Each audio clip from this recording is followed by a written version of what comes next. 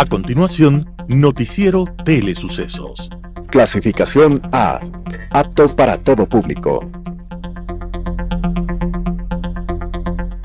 Un noticiero pensado para usted porque se lo merece. Nos acercamos a la realidad desde diferentes perspectivas. Noticiero Telesucesos. Primera parte del Noticiero Telesucesos, con las noticias más importantes del día.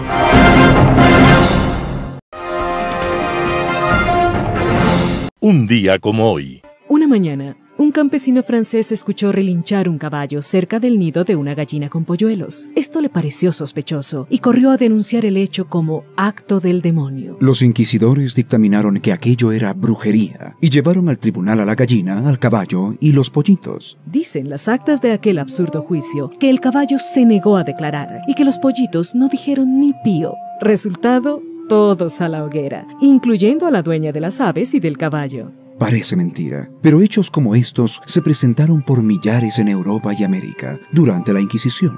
Aquella actitud demencial veía herejes y brujas y demonios y pecadores en todas partes. Esta historia de dolor había empezado en Europa siglos atrás. En 1252, el Papa Inocencio IV autorizó la práctica de la tortura para extraer la verdad de los sospechosos. Pero después de una pesadilla que duró miles de noches, que se extendió a varios continentes y que costó millares de vidas, la sensatez empezó a ganar espacio y la Inquisición, en cuanto a sus métodos de tortura y muerte, desapareció en la práctica. Finalmente, en 1812, las Cortes de Cádiz en España abolieron la aplicación de la tortura para España y también para las colonias en América. Pero aún así, hubo clérigos que insistieron en seguirla aplicando mucho tiempo después. Indignados, los pobladores de Lima decidieron apedrear los edificios públicos para exigir a las autoridades el poner fin, de una vez por todas, a la práctica de la Inquisición. Esta sublevación sucedió un día como hoy, un 3 de septiembre de 1812, y aunque todavía existen miedos y lamentos por la forma de pensar, desde aquel día ya no abundan tanto. Las principales noticias del día. Titulares. Asamblea Nacional retoma actividades tras las vacaciones. Consejo Nacional Electoral recuerda que el presidente Daniel Noboa tiene que pedir licencia para optar por la reelección. Estas son las nuevas materias que tendrán los alumnos del régimen Sierra Amazonía. En política internacional comienza la guerra.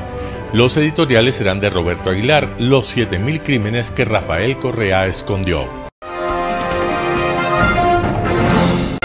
Noticias del día. La Asamblea Nacional retoma actividades tras las vacaciones.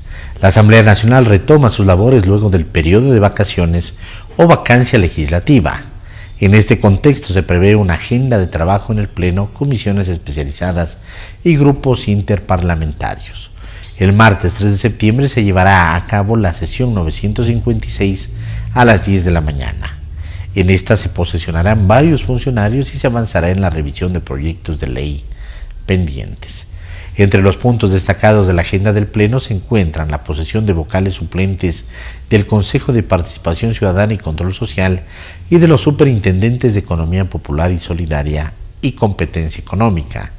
También se procederá con la designación de representantes para la renovación parcial de las juezas y jueces de la Corte Constitucional.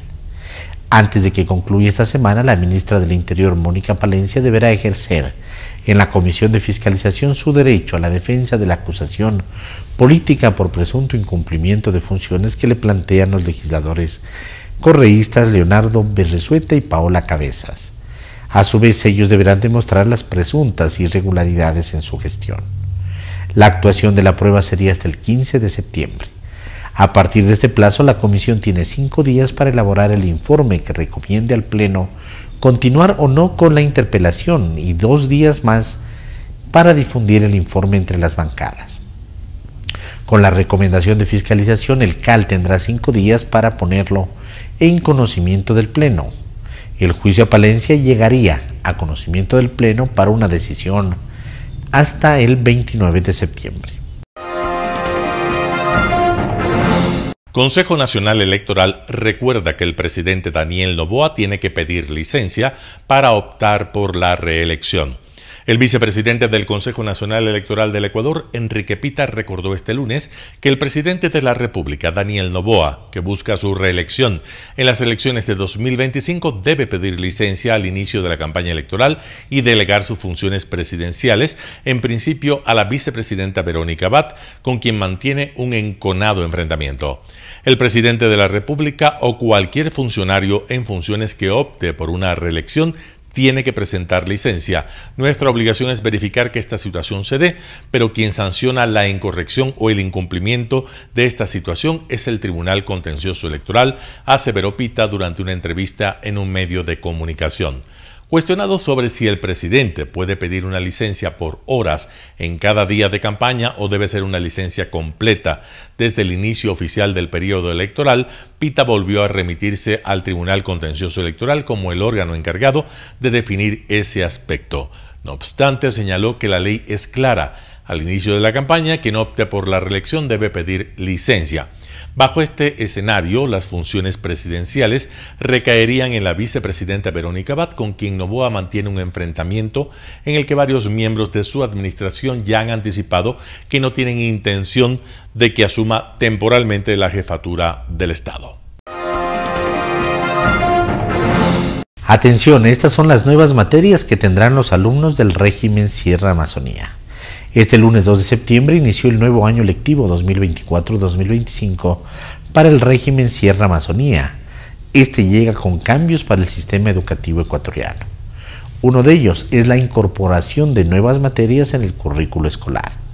Aproximadamente 1.7 millones de estudiantes de 16 provincias del país, pertenecientes a los niveles educación inicial, educación básica general, educación básica superior y bachillerato general unificado, retornan a las aulas con la inclusión de 5 asignaturas en su horario de clases: cívica, ética e integridad, educación financiera, educación para el desarrollo sostenible, educación socioemocional y educación vial. Para el Ministerio de Educación, la decisión busca abordar temas esenciales que han sido identificados como áreas de oportunidad, como la convivencia escolar y el manejo de emociones. Estas materias no solo se impartirán de manera independiente, sino que también se integrarán transversalmente en otras áreas del conocimiento. La materia cívica, por ejemplo, se orientará hacia el fortalecimiento de valores y principios democráticos, preparando a los estudiantes para ser ciudadanos activos y responsables. Por su parte, la asignatura Educación Socioemocional se enfocará en el desarrollo de habilidades para la gestión emocional, esencial en un mundo cada vez más complejo y demandante.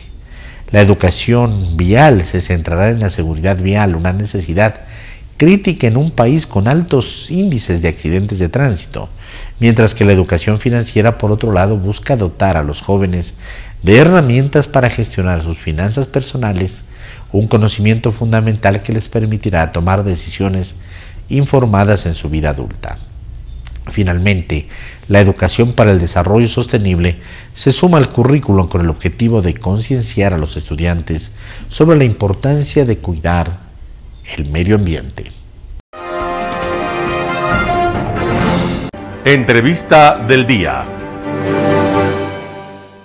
María Sol Pons, analista política y escritora, estuvo en Radio Sucesos hablando acerca de la situación política del país. Escuchemos qué es lo que nos dijo.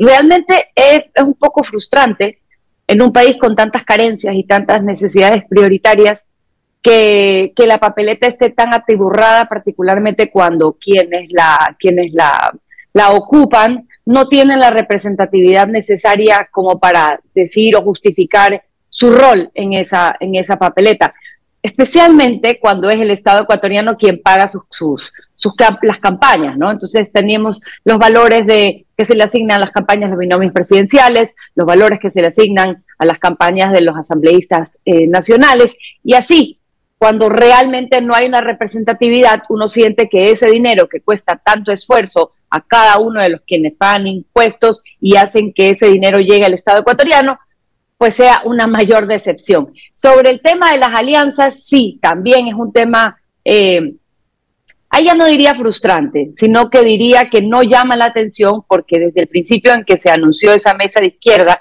para empezar por un grupo de aliados, se había dicho que llegarían a un acuerdo, que de ahí saldrían menor cantidad de binomios, pero no fue así. El único que se alió, que fue cantado hace rato por el propio expresidente Rafael Correa, fue el binomio entre la alianza entre la Revolución Ciudadana y Reto, y los demás se quedaron en las últimas. De hecho, la alianza que se estaba esperando a última hora era la de Centro Democrático con Pachacutic, y esta tampoco sucedió por unas impugnaciones, aparentemente según se lee, por parte de la CONAIE y de Pachacutic hacia quien era la candidata a ocupar el binomio presidencial de Centro Democrático, la señora Ormaza, me parece que es el apellido, que también fue un cambio de última hora tras la renuncia de José Serrano a encabezar ese binomio presidencial. Por tanto, lo que vemos es que realmente no hay sinergias.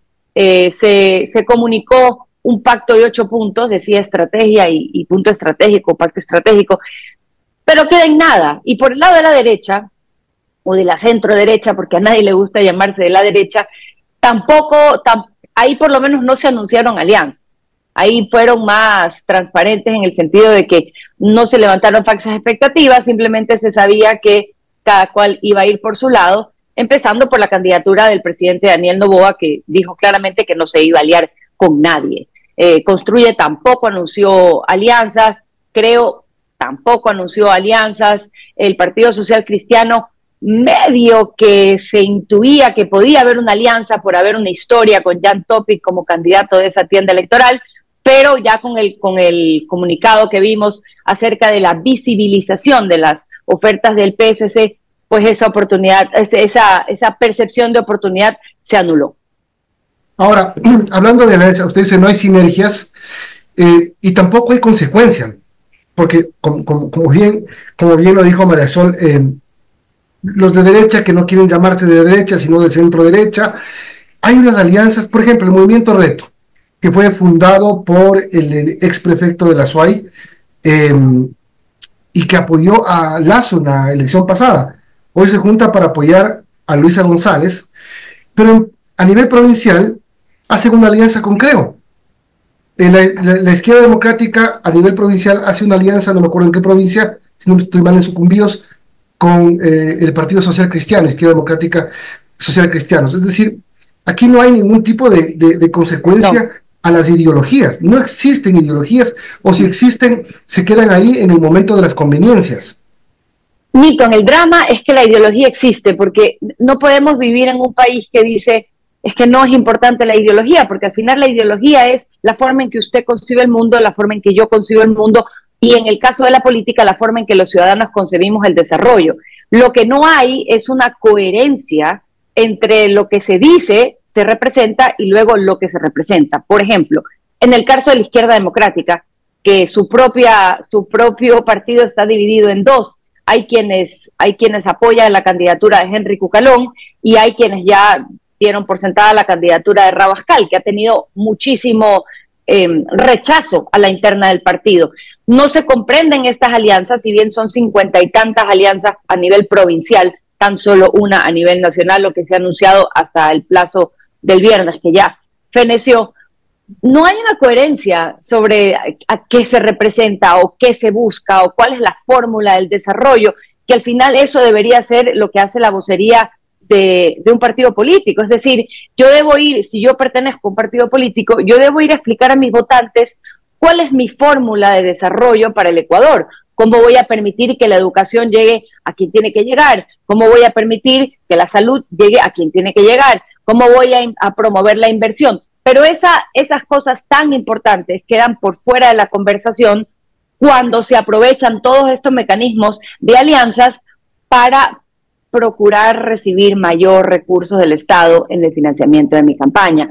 Desiree Olaves, coordinadora del Comando con Venezuela-Ecuador, habló en Radio Suceso sobre la situación política de Venezuela. Vamos con la nota.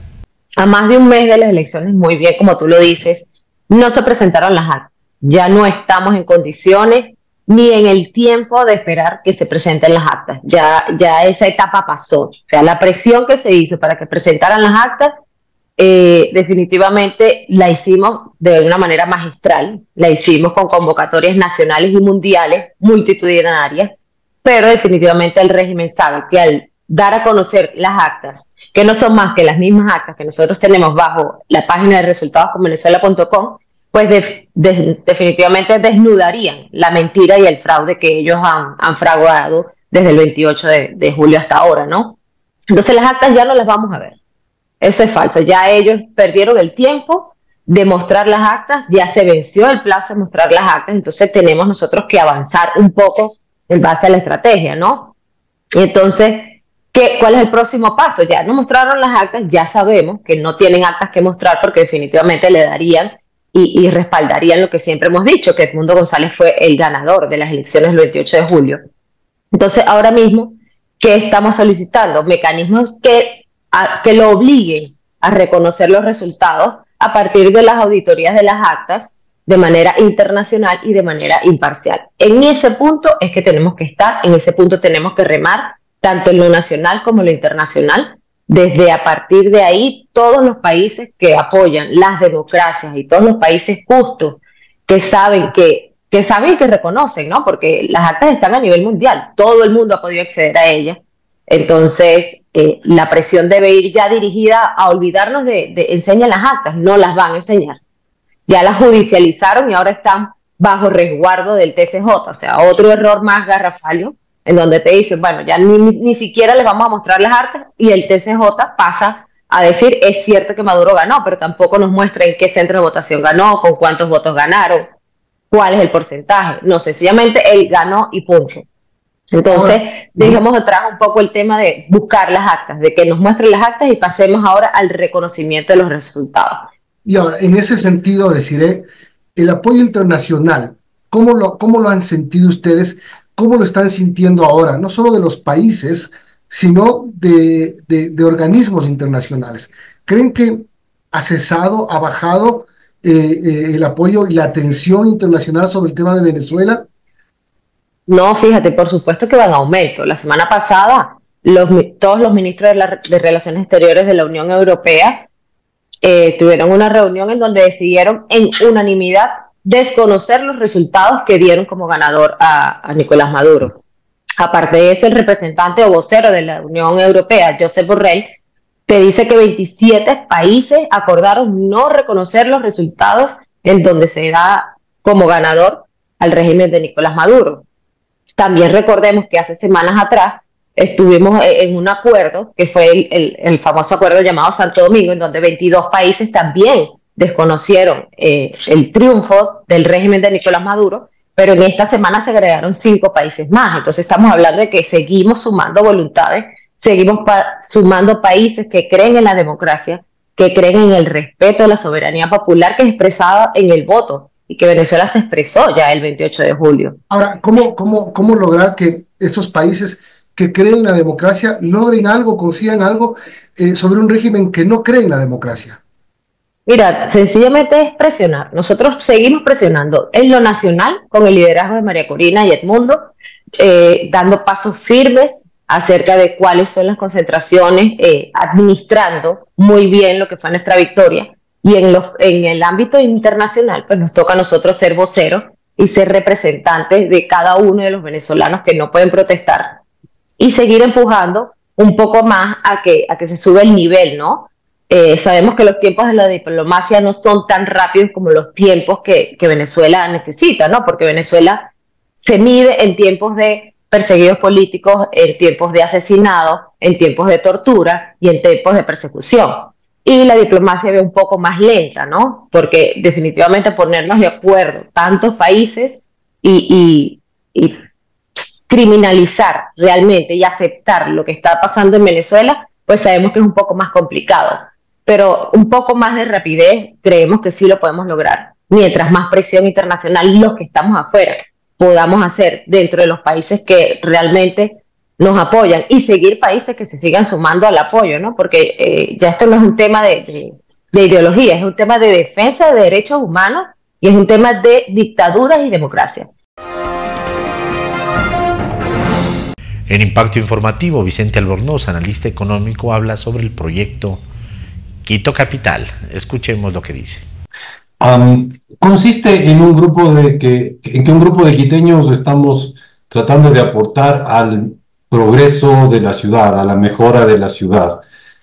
Nos hemos juntado gente de diferentes áreas, de cámaras, políticos, expolíticos, la academia, académicos, líderes barriales, para hablar de Quito, porque sentimos que Quito está a la deriva, que no está bien y que además es como que hay una visión de que Quito es el centralismo perverso y malvado y que se adueña de los recursos del resto del país. Y justamente en esta reunión que tuvimos el día martes, demostramos que no, que en realidad Quito lo que es una ciudad muy formal, que paga impuestos, que aporta al país, que crea empleo, que aporta en datos que son curiosos. Por ejemplo, una gran parte del ahorro del Ecuador viene de Quito.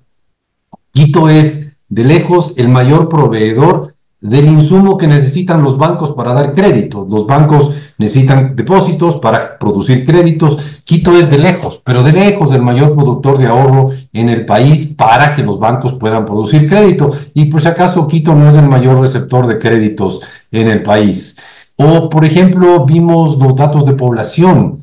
En Quito están naciendo cada vez menos niños. Es un fenómeno a nivel mundial, a nivel nacional, pero en Quito es especialmente fuerte. Están naciendo cerca del 30% menos de niños que hace 5 años. Es una caída importantísima. O finalmente vimos lo mal representados que estamos los quiteños en el Parlamento, no digo en calidad, sino en número. La cantidad de votos que se necesita para ser asambleísta por uno de los distritos electorales de Pichincha es muchísimo más alto de lo que se necesita para ser un asambleísta en, bueno, ni hablar de los distritos del exterior, pero de los distritos como Pastaza, Zamora o Galápagos, se necesita muchísimo menos votos para ser un asambleísta. Y creemos que los quiteños, en general, en promedio, son mejores asambleístas que de algunas otras provincias. Bueno, en la primera parte de su intervención, cuando se habla de que Quito está descuidada, bueno, ahí la responsabilidad directa es del gobierno seccional, ¿no es cierto?, del Consejo Municipal, que en estos momentos está rigiendo los destinos de la ciudad. Quizá esto se puede matizar o la sospecha se basa en la subutilización del presupuesto o cómo es que se maneja el gasto en esta ciudad. Yo creo que la responsabilidad está en los quiteños, no en el Consejo Municipal. Los quiteños eligen a ese Consejo Municipal. No, el Consejo Municipal no es que nos lo impone alguien y dicen estos son sus concejales, este es su alcalde. No, no, somos nosotros los que elegimos y por lo tanto somos nosotros los responsables de que sean buenos o malos los representantes que tenemos. Así que creo que también un tema importante es el buscar mejorar la representación de los quiteños en todo lado, inclusive en el Consejo Municipal. Sobre la base de ese mea culpa, pero bueno, aquí tenemos un alcalde, tenemos ese consejo desde el año pasado, ya hablando de cifras, ¿no? Ahí hubo problemas en la administración, problemas en el gasto, en la ejecución. Magra en 2023 y parece que el mismo destino se tiene hasta agosto de 2024. Ah, sí, pero a ver, pero a mí yo no quisiera entrar en la crítica de que el alcalde es malo, el alcalde es bueno, el consejo es malo, el consejo es bueno, sino en por qué no elegimos otro alcalde o por qué no elegimos otro consejo, ¿no? Necesitamos un consejo más ejecutivo, un alcalde más ejecutivo. Yo no veo no quiero entrar en crítica, más bien en una visión constructiva, ¿no? Deberíamos los quiteños involucrarnos más en nuestra ciudad. Un panorama de noticias para su estatura intelectual.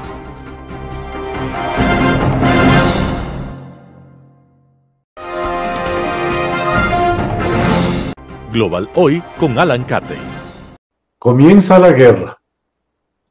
Hace 85 años, el 1 de septiembre de 1939, la Alemania Nacional Socialista, el Tercer Reich, que Hitler había anunciado sería el de los 1000 años y le daría a Alemania el espacio vital con las conquistas en el este de Europa, un territorio que estaba poblado por los pueblos eslavos, checos, polacos, bielorrusos, ucranianos y rusos, a los que consideraba inferiores dentro de su concepción racista, ataca a Polonia. El año anterior, con el Acuerdo de Múnich, en el que Gran Bretaña y Francia sacrificaron a Checoslovaquia para alcanzar una ilusoria paz, apaciguando al dictador alemán con el desmantelamiento del Estado checo, que fue rápidamente absorbido por el Tercer Reich. El pretexto esgrimido por Hitler para exigir esa desmembración del país era la presencia en una zona de Checoslovaquia conocida como el País de los Sudetes, poblada por alemanes étnicos que, según Hitler, estaban siendo maltratados y discriminados por los eslavos, y le correspondía al Tercer Reich defenderlos. Vista la escasa disposición de británicos y franceses para cumplir sus compromisos de defensa, al menos por lo mostrado en varias acciones de Hitler, incluso antes de su regalo de Checoslovaquia, la anexión de Austria, la reocupación de la Renania, el programa de rearme y aumento de efectivos del ejército en directa violación del Tratado de Versalles, hicieron que Hitler repitiera el libreto y a lo largo de 1939 jugara al gato y al ratón con Polonia, donde de nuevo el pretexto de las minorías alemanas que eran maltratadas sería esgrimido para exigir concesiones territoriales que facilitaran un contacto más amplio que el que les daba el corredor de Danzig entre el Reich y Pomerania y la Prusia Oriental. El gobierno polaco no cedió en nada al chantaje y finalmente sus aliados, Francia y Gran Bretaña, decidieron que debían poner un alto al dictador. Hitler optó por jugar una carta inesperada para aislar a Polonia con el sorpresivo y sorprendente pacto con Stalin, el pacto Molotov-Ribbentrop. El acuerdo fue un balde de agua helada para la izquierda de toda Europa al ver cómo Stalin se acercaba al enemigo que había demonizado por años como el principal peligro para la revolución. Mucho peor se habrían sentido si se hubieran conocido las cláusulas secretas del acuerdo, por las cuales los dos dictadores, actuando en concierto, se repartían hermanablemente Europa Oriental, con la Unión Soviética apoderándose de los estados bálticos, de varios territorios rumanos, país que debió cederlos ante las presiones alemanas, y la amenaza soviética de tomarlas por la fuerza. Pero lo más grave era la partición de Polonia, una más de las que había sufrido a manos de prusianos y de rusos. La manifiesta mala fe del pacto se evidenció en la fecha de su firma, agosto 23 de 1939, una semana antes del ataque contra Polonia por el Tercer Reich el 1 de septiembre.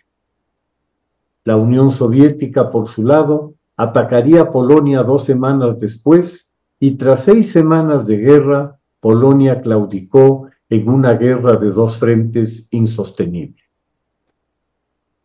La Unión Soviética negó sistemáticamente hasta su final la existencia de aquellas cláusulas secretas del pacto, pues eran una evidencia irrebatible de una colusión entre los dictadores para destruir varios estados y repartirse los despojos. De hecho, constituía una corresponsabilidad en el acto que sería el detonante decisivo de la Segunda Guerra Mundial. Cabe preguntarse si sin la firma del pacto, el Tercer Reich, que estaba aún incierto de sus capacidades militares, hubiera lanzado su ataque sobre Polonia con la alta probabilidad de tener que afrontar una guerra en 2 frentes, lo que fuera su némesis durante la Primera Guerra Mundial. La seguridad que el pacto le garantizó le permitió lanzar su guerra relámpago, por la que en 6 semanas conquistó Polonia para de inmediato trasladar el grueso del ejército al frente occidental, pues la Gran Bretaña y Francia ya habían declarado la guerra luego del ataque alemán. Vendría un extraño lapso de octubre de 1939 a mayo de 1940, durante el cual el frente occidental queda congelado en las fronteras franco-germanas, mientras al este la Unión Soviética ocupa los estados bálticos y la Besarabia rumana, en concordancia con los acuerdos secretos del pacto, a sabiendas de su impunidad, pues el frente occidental era la preocupación principal de Hitler. El aparato de propaganda soviético se alinea detrás del nacionalismo, del nacionalsocialismo, condenando a franceses e ingleses como quienes habrían provocado ellos una guerra imperialista. El que fuera la Unión Soviética y el Tercer Reich quienes agredieron países y se apropiaron de ellos, no impedía promover en Occidente el rechazo a la supuesta guerra imperialista. En Francia, el Partido Comunista llega a lanzar la consigna del morir por Danzig, no, apoyando efectivamente a los dictadores en su reparto de Polonia.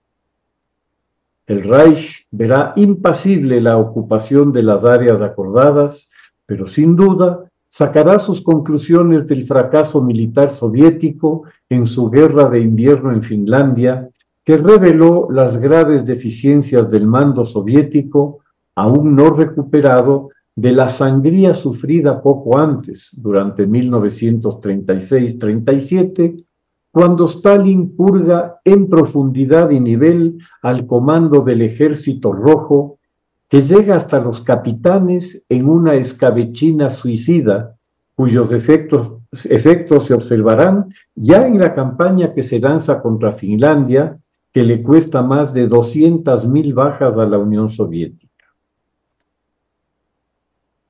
La conmemoración de esta fecha, el inicio de la Segunda Guerra Mundial, resulta particularmente importante en estos momentos, cuando otra vez la sombra de la guerra se extiende sobre Europa tras 75 años de una paz inédita en la historia del continente. A raíz de la asunción al poder de Putin en el año 2000 en Rusia, paulatinamente el ejército ruso, que en 1994 debe retirarse derrotado de Chechenia, se reconstituye equipándose con armamento moderno, financiado con las crecientes exportaciones de gas ruso a unos precios ventajosos, a Europa entera, sobre todo a Alemania, que realiza muy importantes inversiones en Rusia.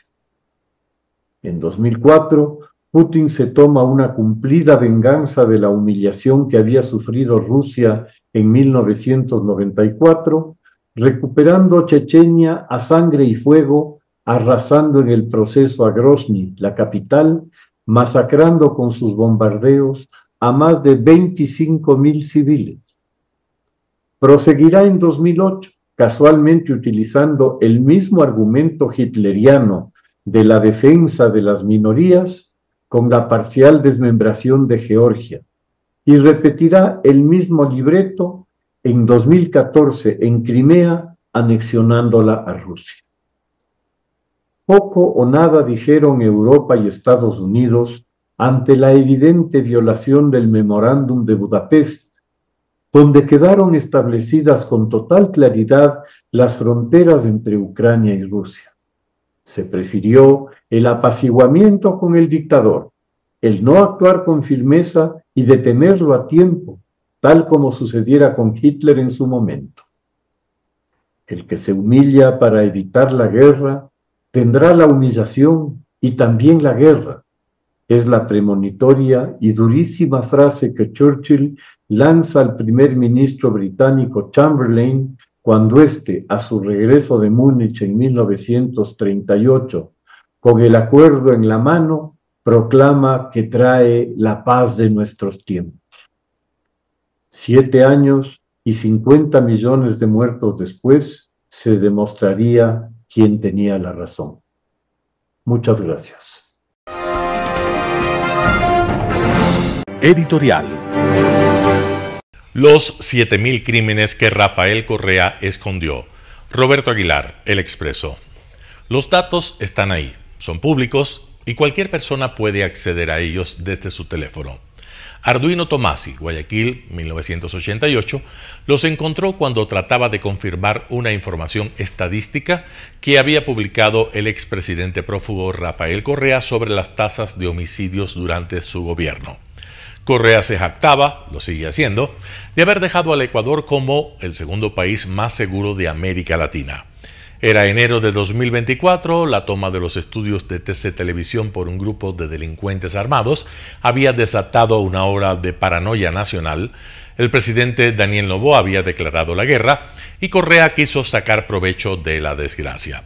Tomasi, que es un PhD de la London School of Economics, que actualmente cursa su postdoctorado en la Universidad de Chicago, se encontraba de visita en su ciudad y, como todos, fue sacudido por los acontecimientos.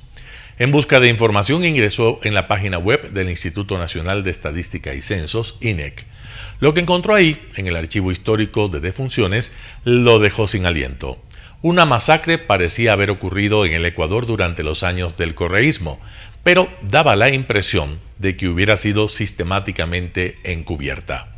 Sí, era cierto que las muertes reconocidas como homicidios descendieron durante el gobierno de Correa, tal como él alardeaba, pero al mismo tiempo, y de esto no decía una palabra, se dispararon hasta niveles sin precedentes aquellas otras catalogadas como muertes violentas de intención no determinada, es decir, muertes sobre las que no se determinó si se produjeron por agresión, es decir, asesinatos, lesión autoinfligida, suicidios o accidentes.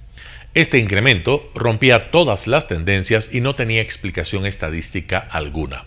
Lo normal, cuando la tasa de homicidios cae, es que se reduzca también la de estas muertes violentas no explicadas. Que en el Ecuador ocurriera lo contrario era una anomalía.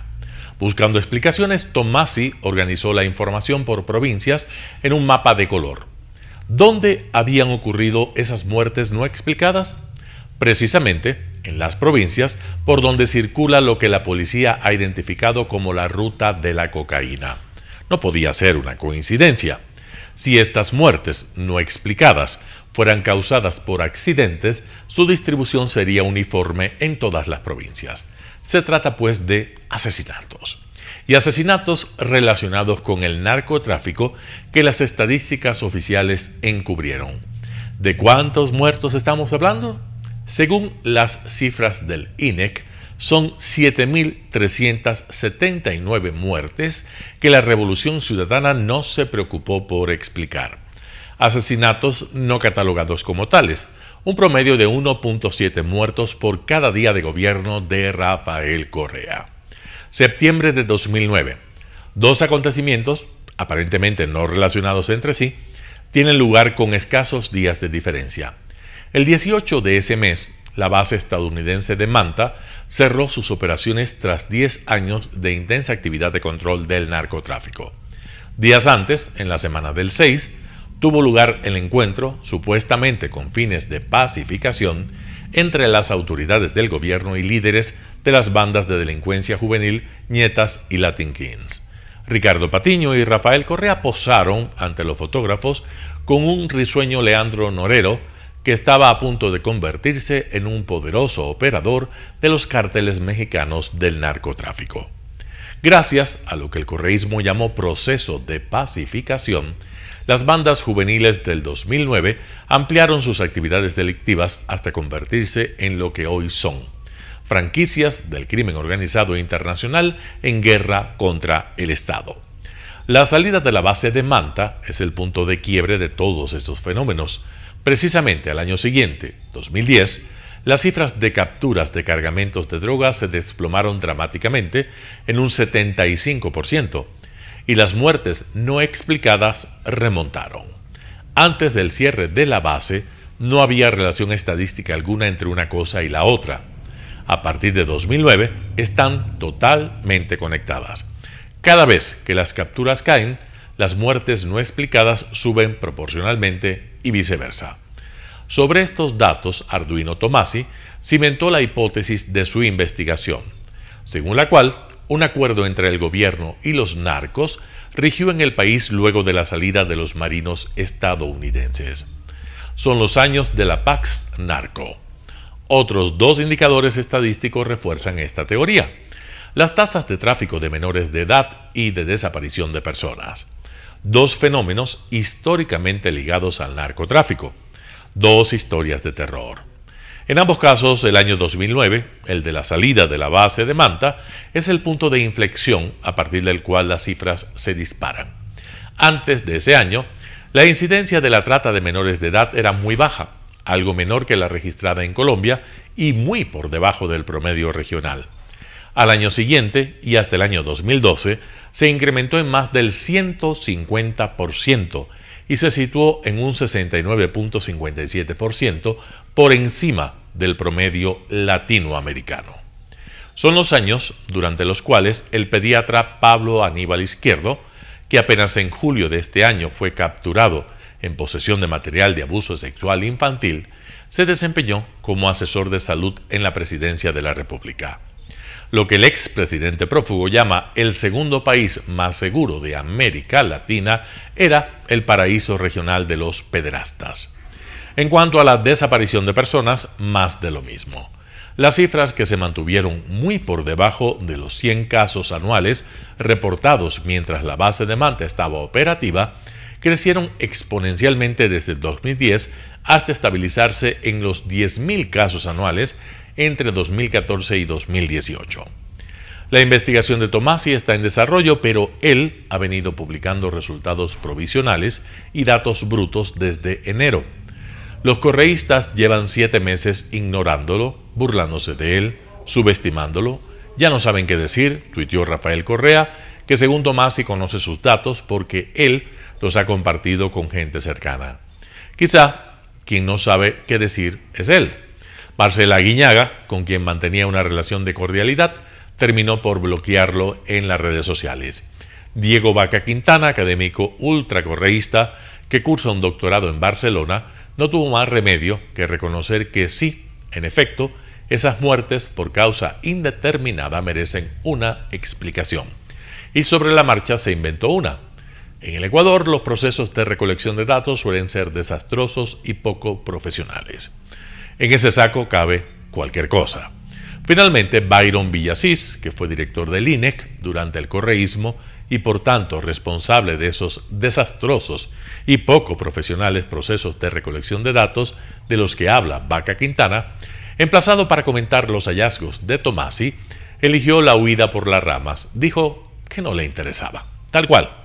7.379 muertes no explicadas, 10.000 desapariciones al año, una incidencia del tráfico de menores de casi 70% por encima de la media regional.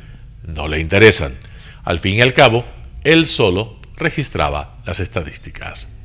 Roberto Aguilar, El Expreso. Noticias internacionales. El túnel ferroviario de San Gotardo, que une Suiza e Italia, reabre un año después del accidente. El túnel de base de San Gotardo, la principal conexión ferroviaria entre Suiza e Italia, reabre más de un año después de que un accidente obligara a cerrarlo. Ocurrió el 10 de agosto del año pasado, cuando un tren de mercancías de Ferrocarriles Federales Suizos, SBB, descarriló debido a la rotura de una rueda. El descarrilamiento provocó que el tren chocara contra la compuerta que separa los túneles occidental y oriental, causando graves daños. El detonante, unas pequeñas fracturas en la rueda de un vagón. Al desprenderse las piezas, el vagón saltó. La operación de limpieza también resultó problemática. Allein die Bergung des Unfallzuges und die Räumung der Unfallstelle hat mehrere Wochen in Anspruch genommen. Anschließend mussten sämtliche Materialien in diesen Tunnel gebracht werden. Es herrschen Temperaturen von fast 40 Grad im Gotthard-Basistunnel. Zum Schutz der Arbeitenden mussten Vorkehrungen getroffen werden. SBB estimó el año pasado que la reparación costaría 135 millones de euros, pero la empresa dijo esta semana que el precio final era de 159 millones. Tras décadas de planificación y casi 17 años de obras, el túnel de base de San Gotardo es el túnel ferroviario más largo del mundo. Recorre 57 kilómetros bajo los Alpes suizos. Es un enlace esencial entre los cantones suizos de habla alemana e italiana y su construcción costó 10.000 millones de euros.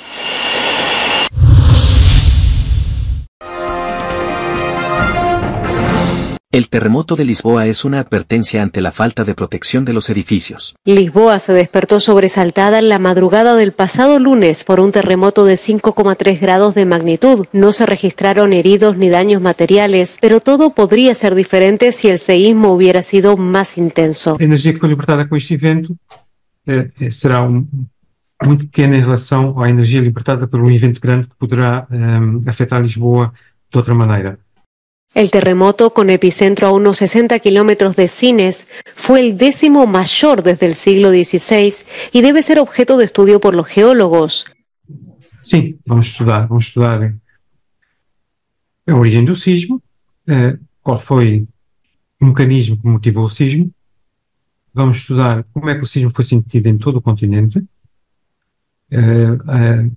Será motivo para varios estudios. El gobierno entendió este terremoto como una prueba a la capacidad de reacción de las autoridades, pero los expertos lo ven como una seria advertencia, dada la densidad de población de la capital portuguesa y la falta de protección sísmica de los edificios de la ciudad. Temos que ter atenção que as construções devem ser melhoradas. É preciso fazer alguma coisa em relação ao nosso edifício, aos edifícios. Ser de alerta para isso, sim. Los terremotos no se pueden predecir, pero hay una certeza: la tierra volverá a temblar y el país tiene que estar preparado para mitigar una posible catástrofe.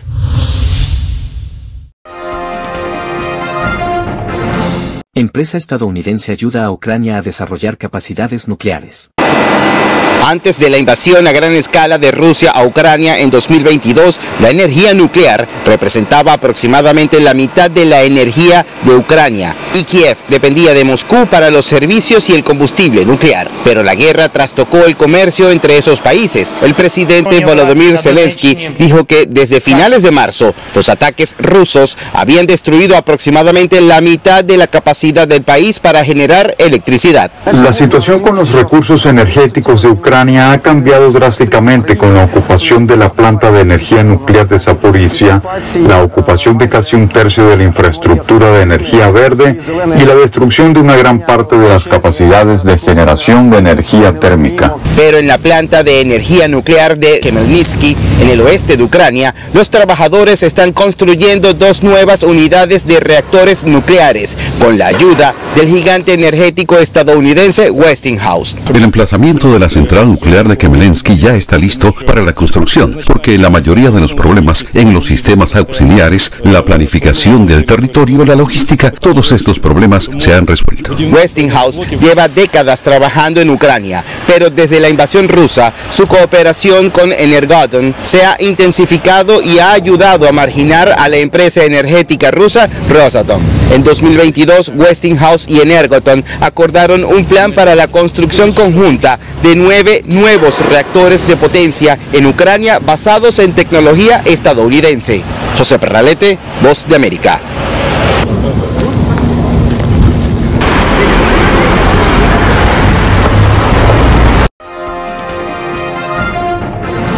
Lluvia de drones y misiles sobre Kiev tras uno de los mayores ataques de Ucrania en Rusia.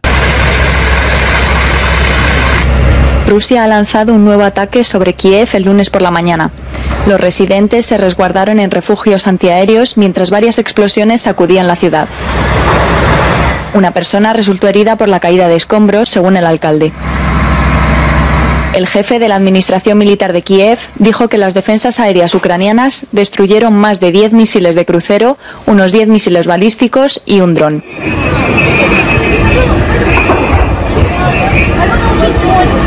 En la ciudad rusa de Belgorod, un bombardeo ucraniano causó daños en varios coches, una guardería, un establecimiento comercial y varios edificios residenciales, según el gobernador. Unas horas antes, un ataque en la ciudad ucraniana de Kharkov dañó una tubería de gas que provocó una fuga e hirió a decenas de personas. Esto se produce un día después de que el ejército ruso informara de que 158 drones se habían lanzado contra varias regiones de su territorio en uno de los mayores ataques de Ucrania en estos 2 años y medio de guerra.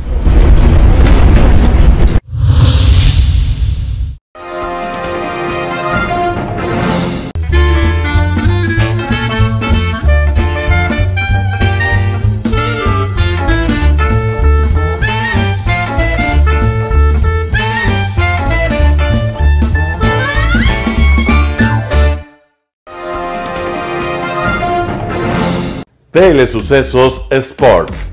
Deportes, deportes, deportes. Todas las tardes, 4 horas de lunes a miércoles, de 14 a 17 horas. Los jueves y viernes, 6 horas, de 12 a 20 horas. Desde Arena Telesucesos. Transmisiones en vivo, siempre Ecuavoley. Y luego, deportes para recordar. Todas las tardes, deportes en Telesucesos Sports, bajo la dirección del arquitecto David López. La visión objetiva de quien vive el deporte. Sucesos deportivos, visión de un equipo de opinión joven de comunicadores. Telesucesos, llegamos con nuestra señal a los sectores populares de nuestra ciudad. Quienes no tienen televisión por suscripción atenderán nuestra señal sin costo en Canal 29 UHF Telesucesos. Siempre ecuatorianos, resaltamos nuestra identidad. El básquet, esgrima, tenis de mesa, taekwondo, box y muchos deportes más en Telesucesos Sport, sin costo desde la comodidad de su hogar en Telesucesos Canal 29. Arena Telesucesos es una importante y funcional edificación cubierta dispuesta para la práctica y desarrollo de eventos del Ecuavoley. Si deseas asistir a los encuentros en vivo de Ecuavoley, comunícate con nosotros a los números de teléfono 2021-224 o al 0989-973-725. Ven con tu familia y amigos a vivir la emoción del Ecuavoley. Emoción sin límites los días jueves y viernes desde la comodidad de su hogar. Resaltamos nuestra identidad como ecuatorianos iniciando transmisiones en Telesucesos del Ecuavoley, que representa, luego del fútbol, el deporte más popular de nuestro país y el que practican los ecuatorianos residentes en muchos países del mundo. Nuestra señal será transmitida en directo por televisión abierta en la ciudad de Quito y a través de las redes sociales a todo el país, así que llegará a Estados Unidos, España e Italia, creando a través del Ecuavoley un nexo fraterno entre ecuatorianos y entre los inmigrantes de nuestro país. Anuncie en Telesucesos Sport y llegue con nosotros a lo más importante del deporte popular. Telesucesos, con sus transmisiones, jerarquizará esta práctica deportiva, convocando importantes competencias de Ecuavoley dentro y fuera del Ecuador. Llegando con deportes no atendidos por los medios de comunicación que han concentrado su acción en el fútbol. El tenis, box, golf, racquetball llegarán a su pantalla de televisión en tiempo real a través de Canal 29 UHF, competencias que podrán ser atendidas a través de Facebook, YouTube y vivir los encuentros deportivos en directo y en tiempo real. Esté atento a nuestros horarios especiales de transmisión los fines de semana y feriados. Usted y su familia disfrutarán desde la comodidad de su hogar de las emociones del Ecuavoley, deporte tan nuestro. Somos inéditos y para ello disponemos de un escenario cubierto propio, Arena Telesucesos, desde donde transmitimos nuestros encuentros masculinos y femeninos de este deporte. Simple y gratuito. Llama a nuestros números de contacto 2021-224 o al 0989-973-725 y regístrate como invitado especial para nuestros eventos en vivo. Arena Telesucesos, el escenario cubierto para la práctica del deporte 100% ecuatoriano, el Ecuavoley.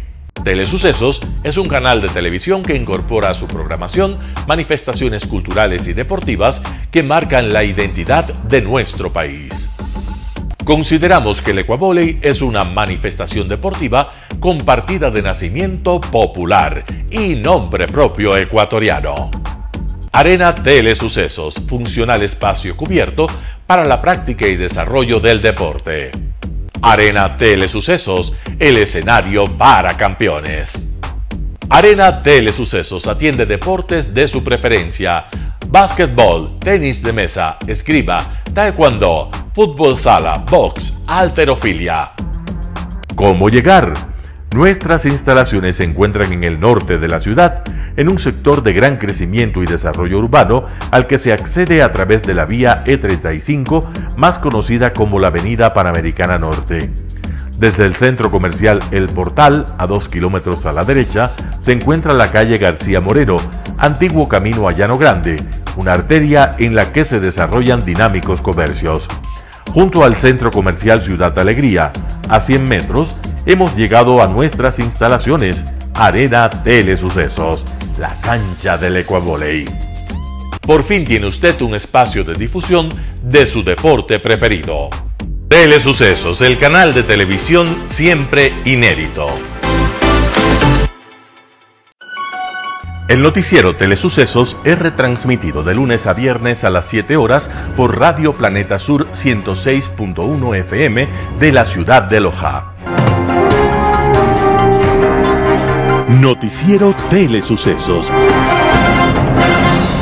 Las opiniones vertidas en este espacio por la producción y dirección del programa son de exclusiva responsabilidad de sus autores y de quienes intervienen en ellos.